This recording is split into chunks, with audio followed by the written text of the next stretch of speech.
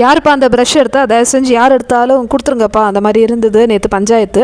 நேற்று நைட்டு லைவில் வந்து திணற 4 மணி நேரம் இந்த ப்ரஷ்ஷோட போயிட்டு இருந்தது. என்னடா உங்களுக்கு பிரச்சனை, யாரடா ப்ரஷ் எடுத்துன்னு போயிட்டு டாய்லெட்டில் இருக்கிற அந்த ஃப்ளஷுக்குள்ளே போட்டாங்க அந்த மாதிரி இருந்தது. ஸோ சபரிக்கிட்ட ஒரு ப்ரஷ் இருக்குது. அது என்னென்னா அவர் வந்து குப்பையில் யாரோ போட்டிருக்காங்க போல், அந்த குப்பை எடுத்து வச்சுருக்காரு கேப்டன் ரூமில்.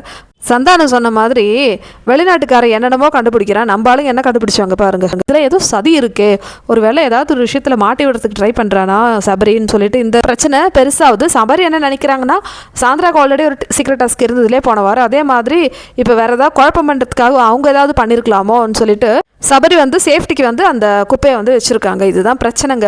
ஸோ இது யார் ப்ரஷ்ஷு எந்த ப்ரஷ்ஷு அதெல்லாம் தெரியாது. இப்போ குப்பையில் இருந்த ப்ரஷ் வந்து கனியோடதுன்னு தெரிஞ்சிடுச்சு. அப்போ சாந்திராவோட ப்ரஷ் எங்கே, அதுதான் இப்போ விஷயம். ஸோ ஃபைனலி என்ன ஆயிடுச்சுன்னா, சபரி வந்து சாந்திரா கிட்ட பேச, சாந்திரா என்ன சொல்கிறாங்கன்னா, அப்போ நீ வேணும்னே என்னை வந்து திருடியாக பார்க்குற, மக்கள்கிட்ட தப்பாக என்னை கொண்டு போய் சேர்க்குற அந்த மாதிரின்னு சொல்லிட்டு சாந்திரா வந்து அழுதுட்டு புலம்புறாங்க. சபரிக்கு பக்குன்னு ஆயிடுச்சு. என்னடா இது, நான் பாட்டுன்னு யார் செஞ்சாங்களோ சேஃப்டி பர்பஸ்க்கு இருக்கட்டும்னு சொல்லிட்டு எடுத்து வச்சா, இது ஏன் இந்த மாதிரி இந்த பிரச்சனை வந்து இதுக்கு ஒரு முடிவே இல்லையா அந்த மாதிரி போயிட்டே இருந்தது. ஸோ கடைசியில் யார் ப்ரஷ் எடுத்து வச்சான்னு சொல்லிட்டு ஒருத்தம் கூட சொல்லலை. யார் வந்து அந்த ஃப்ளஷ் டேங்கில் ப்ரஷ் போட்டாங்க, சாந்திராவோட ப்ரஷ் எங்க, இந்த 2 பிரச்சனை தான் வந்து இப்போ போயிட்டுருக்கு.